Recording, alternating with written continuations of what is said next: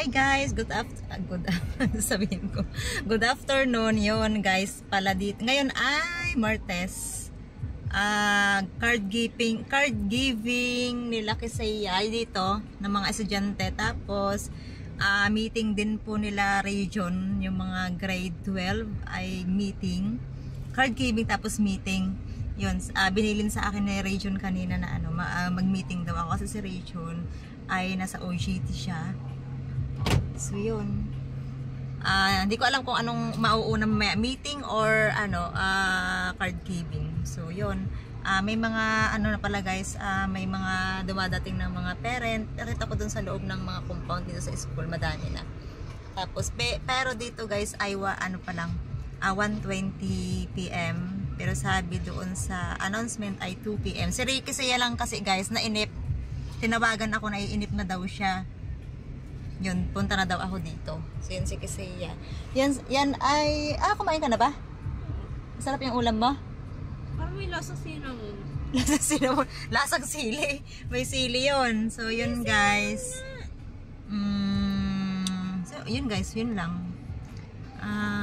Hindi natin alam kung anong ganap today. Makulimlim pala. Makulimlim siya pero mainit.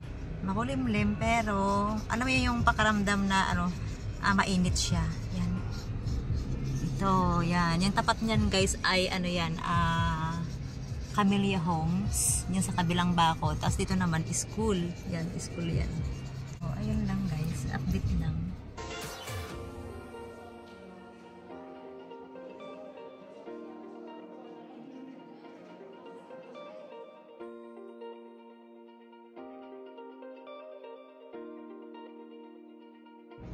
Yun guys, nakasakay na po ulit kami dito sa car. Siyempre guys, hindi na din ako nag-video doon. Siyempre nakakaya din po. Siyempre. Ako pala guys, ang inuna ko kanina ay meeting para kay Region sa mga mag-graduate ngayong ngayong taon. So ang kanilang graduation pala ay sa April na. So sobrang busy pala guys nila Region, silang mga batch ngayon. Tapos yun, after po nun guys, ay kumuha kami ng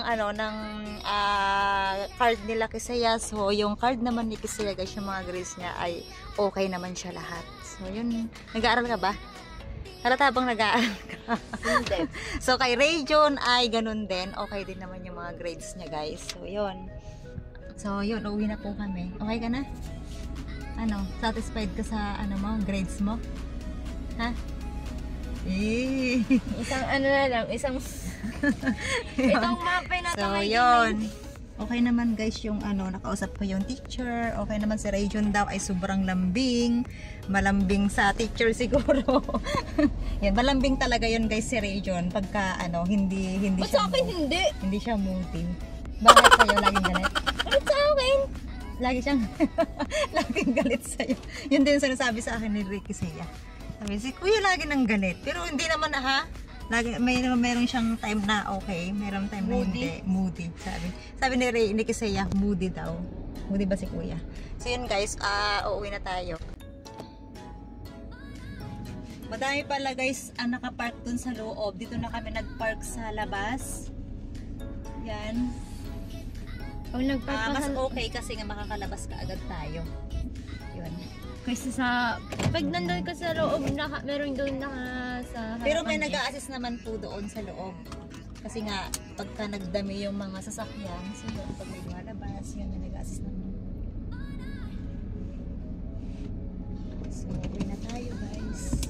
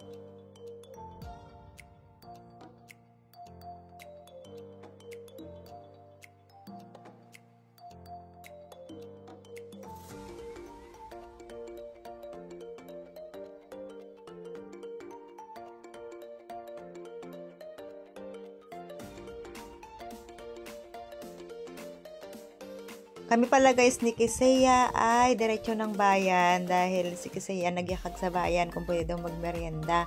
So yun guys, pinagbigyan ko na lang po yung bata dahil maaga pa naman. So itong way pala natin guys ay way ng pabayan.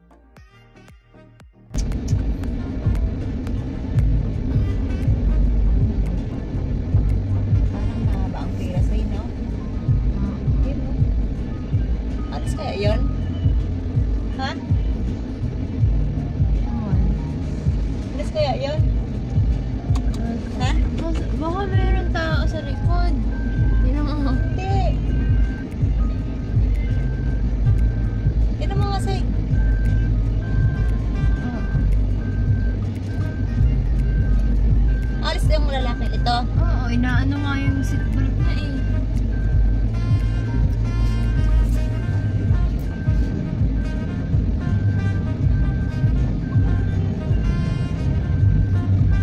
Nag-ano sa'yo? Ano yun?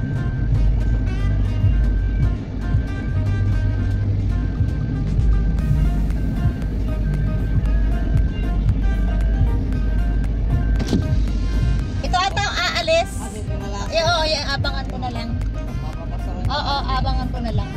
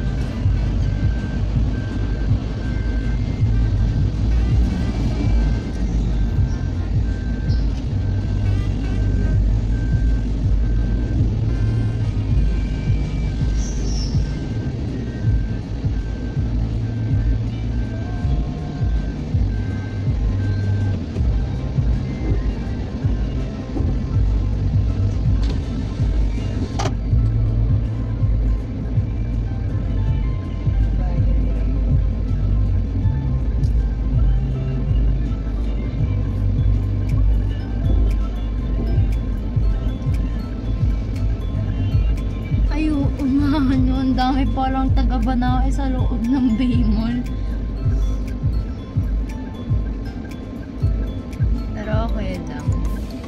Nagpabunok naman ako dati eh.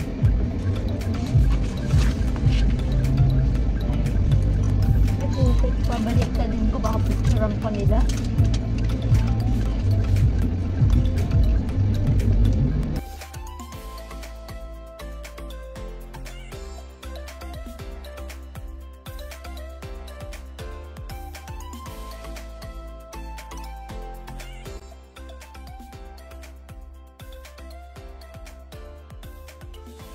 Thank you.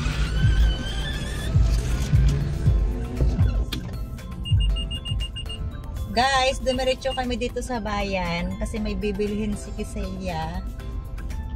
Yun. Ano pa ba? Ayun, dito kami nakapark sa labas. Mas okay siya kasi nga dito mura lang yung yung parking fee. Kahit maghapon, yun 20 pesos lang, unlike dun sa loob sa basement. Ang per hour nila ay 20 pesos. So, kapag nagtagal ka ng mga ilang oras, mahal yung yung babayadan mong fee, parking fee. Wait, sige, babalag ako, wait lang. Tapos, pero doon naman guys, halimbawa nag-grocery ka. Bakit? Penge! Sige, yun na. Sige. Yun, kapag nag-grocery ka naman dyan, pwede mong patatakan, maliles siya ng 1 or 2 hours depende sa tinagal mo dyan sa loob. Tapos yun nga, ang mahirap lang dito sa Baymall guys, kapag sa grocery, ang tagal, ang mahaba yung pila, tapos yun medyo mabagal yung mga dun, mga cashier doon dahil nga siguro pagod na din sila, sobrang dami nag-grocery. Tapos yung ginogrocery mo, kung gaano kadami yon, bubuhatin mo talaga, kaya kailangan may kasama ka. Doon naman sa SM mas okay siya kasi malawak yun. Saka hindi, ang parking fee doon ay 20 pesos lang din. Yun guys, bababa na kami. Meron pala akong baon na na yung banana chips, kinain kasi yung isa, so hindi ko siya kakainin. Dito pala kami guys sa palengke dumiretso kasi kapag ganitong oras na 4 PM na ay bukas na yung open na yung mga naglalako diyan, mga street food. So dito gusto kong pumunta ni Kisaya kasi nga maraming pagpipilian diyan guys na mabibiling mga pagkain na street food. So ayan guys sila, naka-set up na, mga bago pa yung mga pagkain na naka-display sa kanila, mga bagong luto pa. Tapos, ang makita nyo dyan, halos karamihan ng mga estudyante din na dyan pumupunta, nagme-merienda. Kasi favorite niya yung squid po ata yan. Yung pirito, hindi ko alam kung anong tawag yung iba. Madami naman guys yung mapagpipilian dyan. So, ang gusto ko naman dyan yung mga barbecue naman.